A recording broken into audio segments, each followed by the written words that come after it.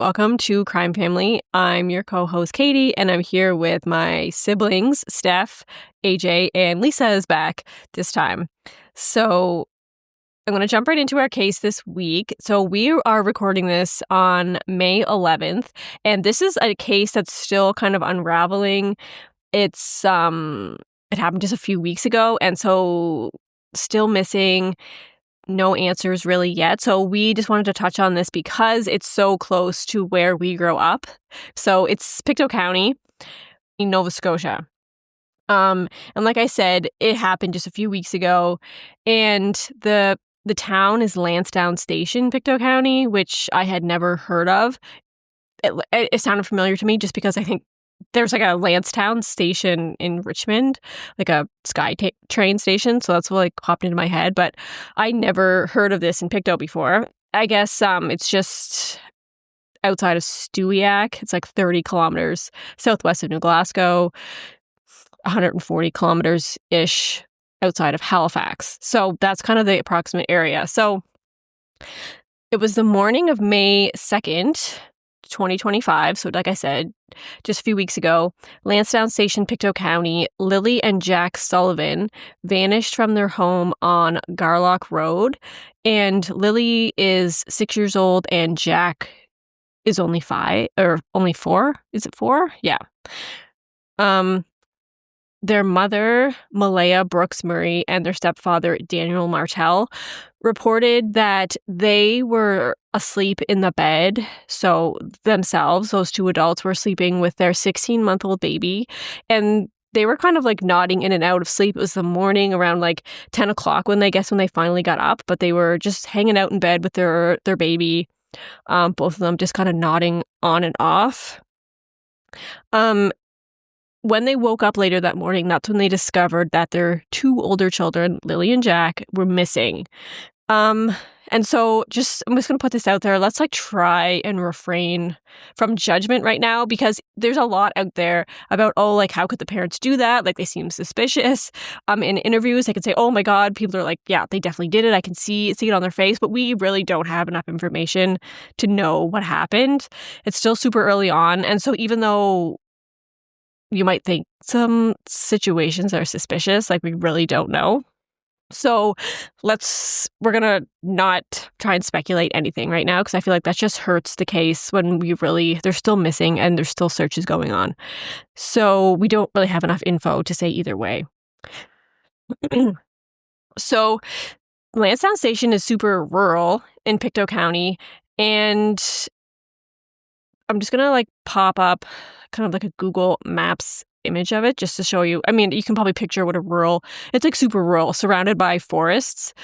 I'll just show you the area. Okay. So yeah, it's just like a main street that goes through here, all surrounded by forests. There's like a few little roads, driveways, and so the houses are really far apart. And I don't know exactly where their house is, but yeah, it'd just be like down a driveway, and they had like a mobile home somewhere around here. And so a super scary place for little kids to just wander off, because you don't know which direction they went in. Did they walk down the street? Did they go into the forest? I mean, it's really scary either way. And so,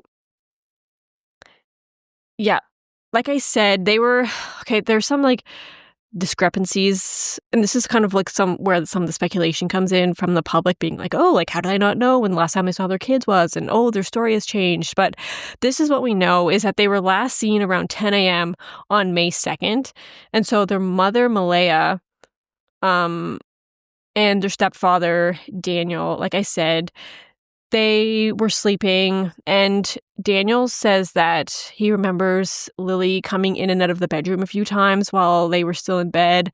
And Malaya says that she could hear both Jack and Lily playing in the house, even though she didn't actually see them that morning, but she knows that they were there, around what time, because she could hear them.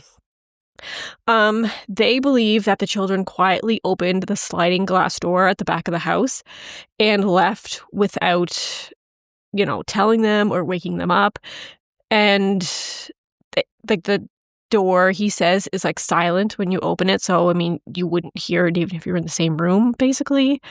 And yeah, he said they could have opened that, shut it, and left without being noticed, especially since they were in the room sleeping at the time. He mentions that the children's boots were placed beside the door, and so they were missing when the parents got up to look for them, so they figured that they probably put their boots on. They both had rubber boots on.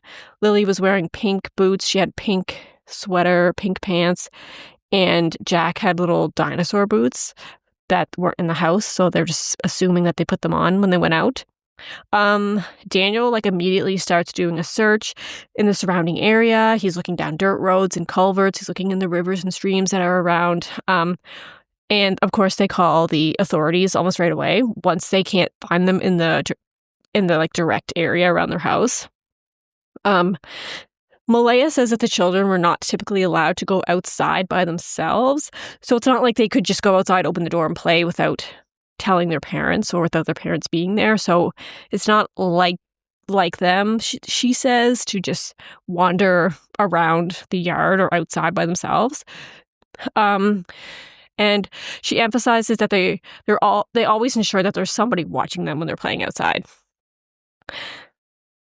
She describes the children as sweet and sociable, noting that they have a tendency to talk to anyone they met. So I guess she's saying they're not overly shy, and if someone did come up to them, they would have a conversation with them or talk to them. So once the authorities get involved, there is an extensive search that takes place right away. Of course, the RCMP takes it seriously because it's 2 little kids that have gone missing. The search involved 160 personnel. They had ground search teams, RCMP officers, search and rescue, canine units, and they had drones that were equipped with thermal imaging. But despite all of this, there really isn't any clues that they have found at all. There's some reports that there was a single boot print that was found, and they're saying that might be the only significant evidence that there is out there. Not much about this boot print either. I don't know if it's a kid boot print, if it's an adult, some random adult boot print. There's just a boot print. And they're saying that the harsh weather conditions and dense forest terrain have really made it difficult during the search. Because I showed you, I think I'm still showing that screen, am I?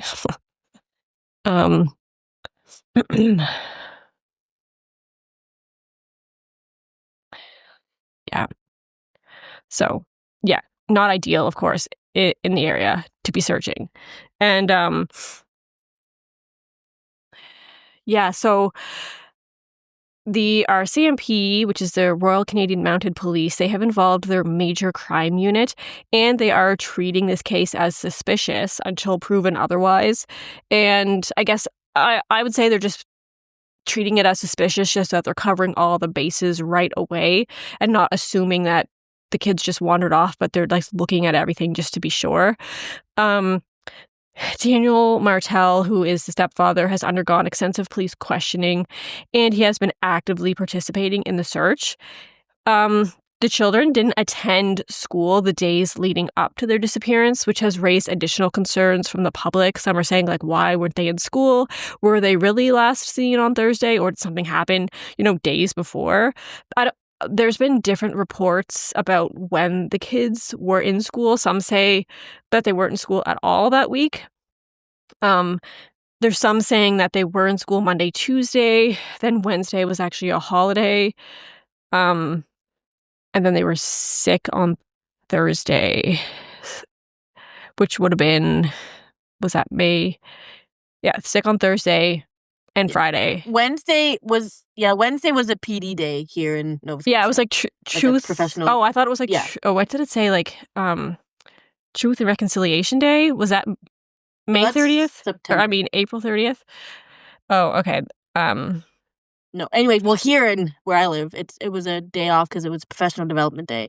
Okay. How can it be conflicted reports? The teacher, were they there? Were they not? The teacher would know, wouldn't they? Yeah, I think this is just other sources podcast, like I heard on a podcast say that they weren't there all week. But then I think the actual news is saying that they were there Monday, Tuesday, and then just off on Wednesday, Thursday, Friday. But I mean, I don't know if the police have ever come out and like confirmed any of that. I haven't found anything. But either way, it seems like they weren't in school for the whole week. And maybe the last time the school saw them at the latest would have been Tuesday. And then they were saying that they were sick. So I guess Jack would have been in pre-primary and he had a cough. And so they were both just kept from school. So,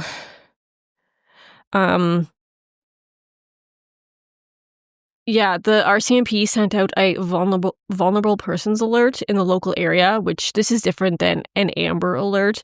And I know like the family and the public were wanting them to send out an Amber Alert, but that's a little bit different because an Amber Alert is actually when there is strong suspicion that there was an abduction and they have like info about the abduction. This isn't the same as that because they don't know that it's an abduction. So it wasn't an Amber Alert, just a vulnerable persons alert. And this is what went out in that alert. It said, Lily and Jack Sullivan of Lansdowne Station, Nova Scotia. The Nova Scotia RCMP is asking for the public's assistance in locating 6-year-old Lily and 4-year-old Jack. They were last seen on May 1st on Garlock Road in Lansdowne Station, Pictou County.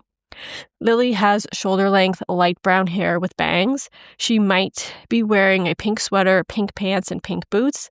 And Jack has short blondish hair. He's wearing blue dinosaur boots.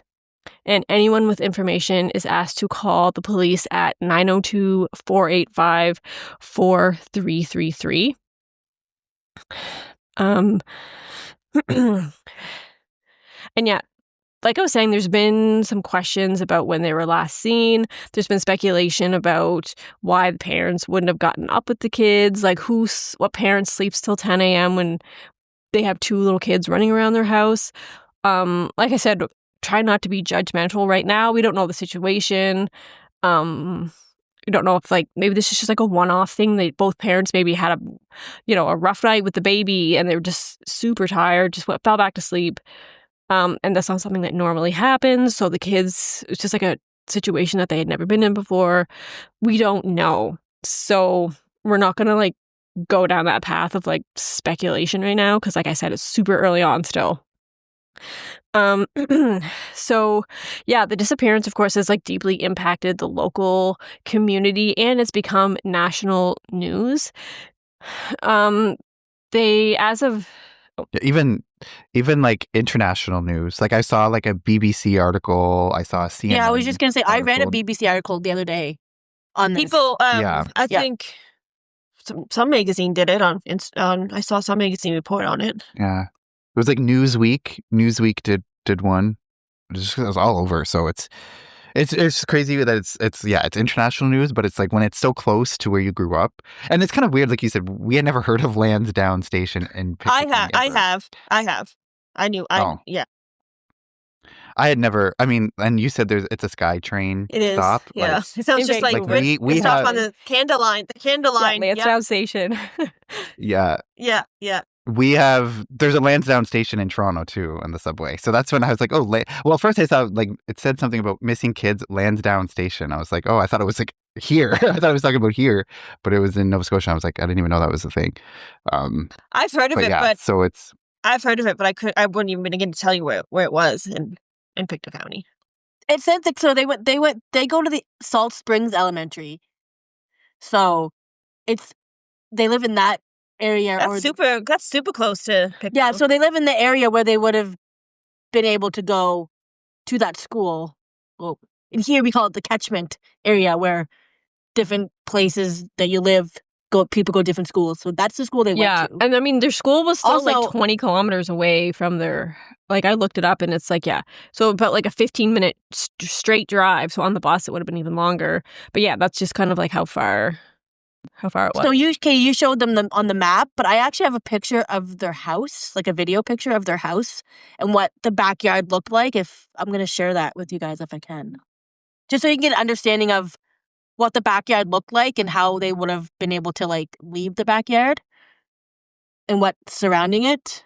Yeah, and like, okay, while you're looking for that, like, we were just even talking to like our mom earlier, and she was saying that her and my dad were in the area, and they were talking to like search and rescue, and they said that if you want to help out in the search, like, you can like look down some of the dirt roads, like looking in the ditches, and so like that's how close to home it is. Like, my parents were even like kind of involved in the search, looking around, and she was saying like, oh, she's like scared if they ever found anything. It's just like a scary thing if you find these missing kids, especially, if it's really not the ideal circumstance to find them, right? So they didn't find anything. Unfortunately, it would have been nice if anybody found anything. So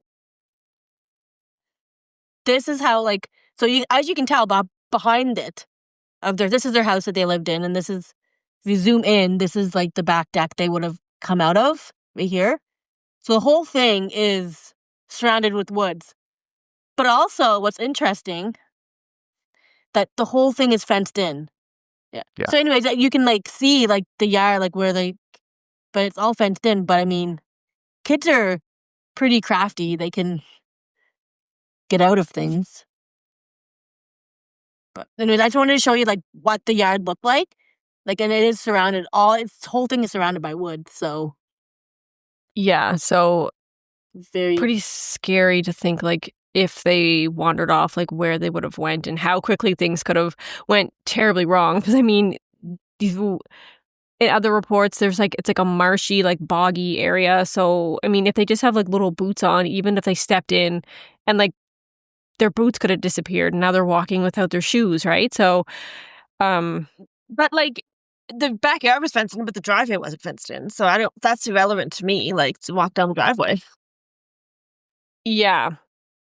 I mean, yeah, I'm sure they knew like to walk down the driveway to get out of the yard. So it's, yeah. And I know, like, Yeah. I'm saying, like, I know, like, a lot of people were like asking questions of why the police kind of like scaled back their search. It's not because they're like stopping searching. It's just that they want to like actually search more closely at the areas they've already did in case they missed something. Because yeah, oftentimes when you're like in a panic and you're in a hurry, sometimes you can like miss things. So they're gonna. Well, I think they probably wanted to get into the woods as fast as possible from the elements. Yeah, and stuff. so like if they find them as fast as possible. It's probably so why they're they went to the scaling back woods. so they can have a more in-depth search of the places where they think is most likely they went. but yeah, okay, because let's be honest now. It's been like 2 weeks. It's probably not like a rescue mission anymore. If the kids are out there, it's more of like a recovery. Sadly, that's just going to be like finding their bodies probably. So they're scaling back the search to look closer at other places where they might find the bodies. Because I think before it was like, let's just search everywhere, because if they're like calling their names, if they're alive, then they're going to find them in this like quicker search in a broader area. But now it's probably like they're not going to be there, or they're not going to be alive, so we got to search places where we might not have looked before, which is like sad, but it's, that's the reality of it. Because you think like these are little kids, 4 and 6, they're not going to be traveling like miles and miles and miles and miles, right? They would have gotten tired and like stopped somewhere. They would have been in that area, and they just haven't found anything. So I mean, it almost makes me think like they didn't wander off. If they walked down that road a little bit, the wrong person could have just like driven by, picked them up, and then that's the end of that, right? So I don't know. Like, what are you guys thinking at this point? And these are like young kids, so they don't have any survival skills like an older person would have if you're in the woods. No, right? and they So, probably got lost instantly, and there's no way they just know how to turn around and retrace their steps, right? So, and of course they'd be like scared and just cold because the weather turned bad too, and yeah, I don't know. And it's been pretty chilly here at night too. So yeah, I don't know. I like at this point, my kind of opinion is that maybe someone found them walking down the road and didn't have the best intentions.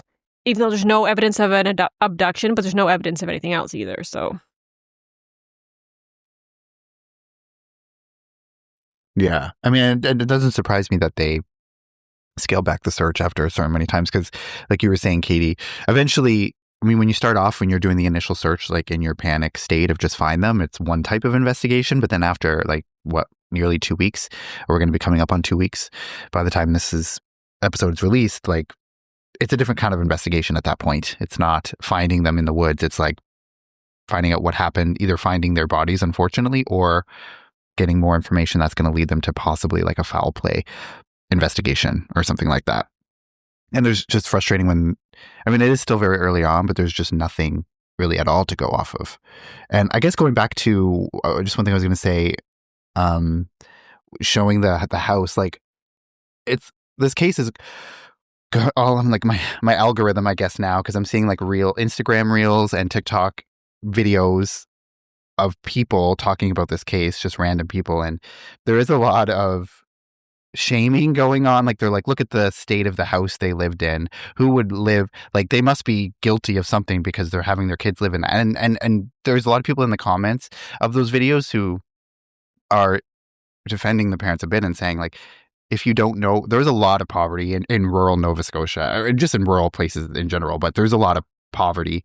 So it's like talking about the condition of the house that they were living in or their backyard.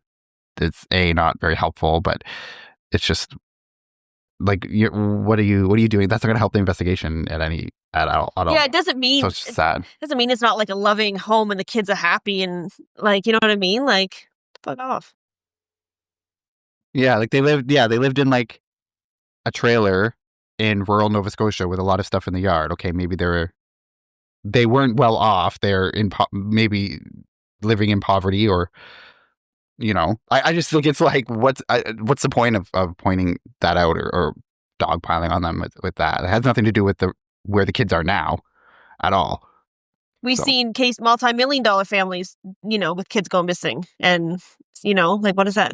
What one have to do with the other?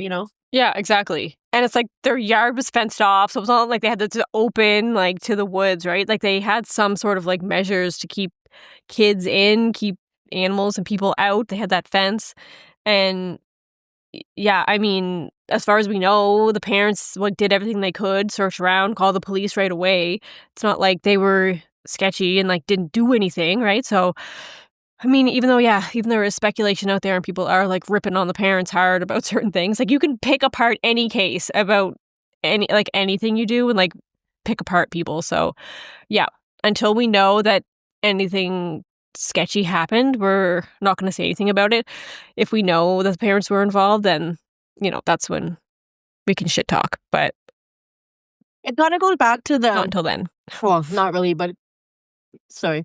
It kind of goes back to like the age of degree thing where her parents, like, she walked out in the middle of a snowstorm. We could be like, oh, why are those parents not watching their children walk out the door in the middle of a snowstorm? Like, what kind of parenting are they? Like, you know what I mean?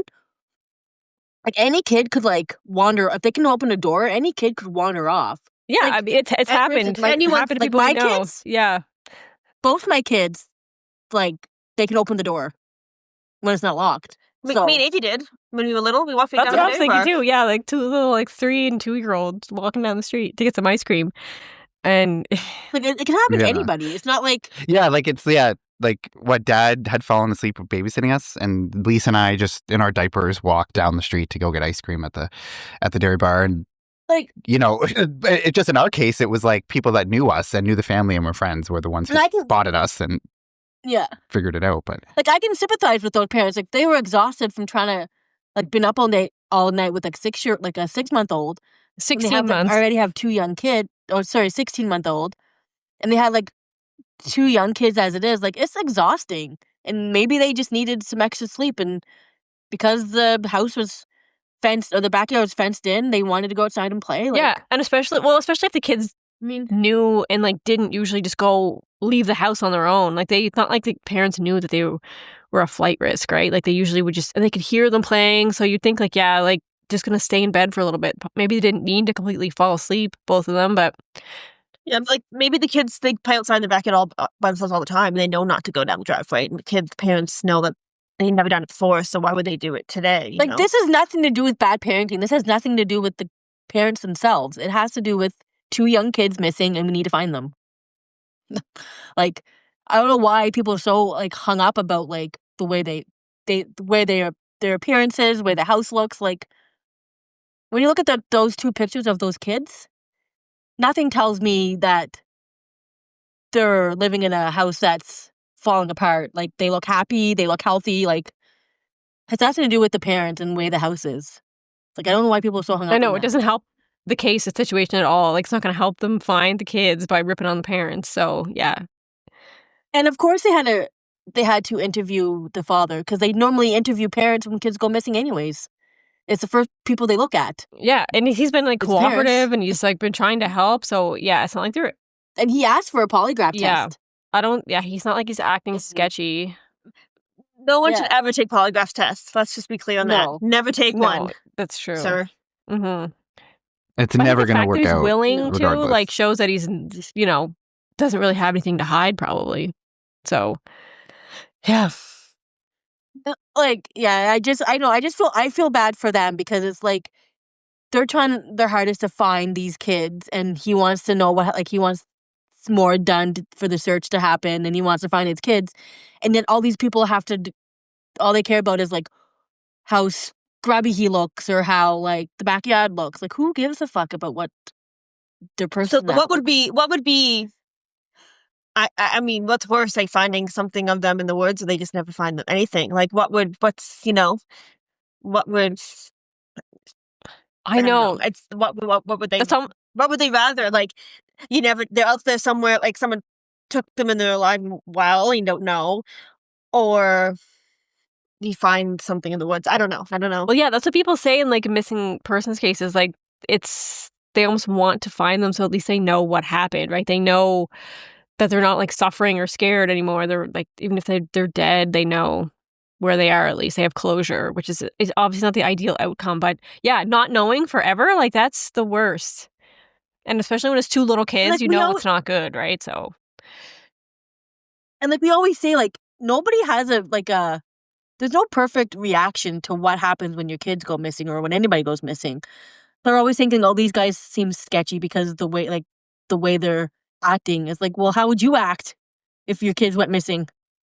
Like, you don't know. It's like, oh, you didn't cry enough, and then you cried too much. You put it on a show. Yeah, You so didn't it's say like too much. you Oh, you can't- didn't help at all. You helped too much. I know we talk about this all the like, time. there's no- Doesn't there's matter no- what you do. Yeah. There's no winning. There's no winning. So don't even try.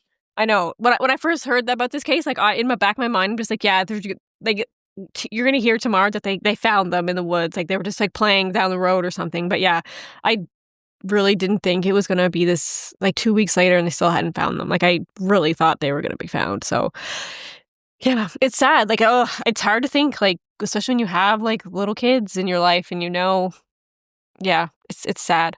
So one of the theories I thought, and then this can be kind of like depressing, and because where they were and like all the area, like my only thing was like a bear or like a larger animal had gotten them. Do you know what I mean? Something. I see. Yeah. Something. that was my reaction too, because you hear when like Yeah. an animal attacks someone, there's always something left behind, like the clothes or like, this sounds bad, but like pieces, right? There's always something, not just gone without a trace, because animals aren't going to completely cover their tracks, right? So there'd be like their boots or their clothes or something. Yeah. And they haven't found anything, right? Like no pair Nothing- of clothing, nothing at all. nothing at all. And there's no witnesses, obviously, of anyone who's ever said they saw No, them. there's been walking no down. sightings at No, all. Obviously. So yeah. And that's why they So weird. don't want to, but that's why they're gonna, if the search goes nowhere, they're gonna bring in cadaver dogs, because then they might be able to, hopefully not, but maybe they'll be able to find them, because that's what cadaver dogs are trained for, right? So hopefully that doesn't Is there any like obviously I don't know the area, even though I grew up not far from there my whole life. But is there any bodies of water like right around there, or it's just woods, or like there's nothing? I think there that- I is guess obviously they would have is, searched yeah. that. Or, That river, but I've never heard it. It's the can't remember the name of the river that's right there, but there is a river there. Yeah, I'm just gonna bring up this thing I again. checked. Started with an M, I thought, but yeah, I don't remember the name of it. Yeah, it's hard to like see on this map here, because like this looks like a little lake or something. I don't know how far away that is from them, but they said like the father had done like searches. He was looking in ditches and culverts and rivers, so there is like water around there flowing somewhere. So I mean, yeah, it could even be up here. Let's see. Yeah, there's a middle river of Pictou, So, yeah, that's definitely a possibility as well. So yeah, Yeah. And I'm sure they're like looking into all that. Oh yeah, I'm assuming. sure they've searched those areas. As a Yeah, possibility. like I was saying, I don't know how close like that river would be, and if they could even travel that far.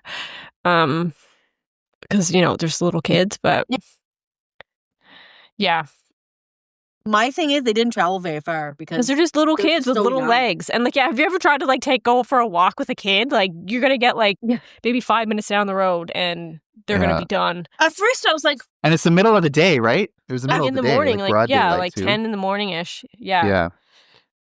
at first, I'm like, oh, like I heard stories of miracles of kids surviving like 5 days eating leaves or whatever, that one story.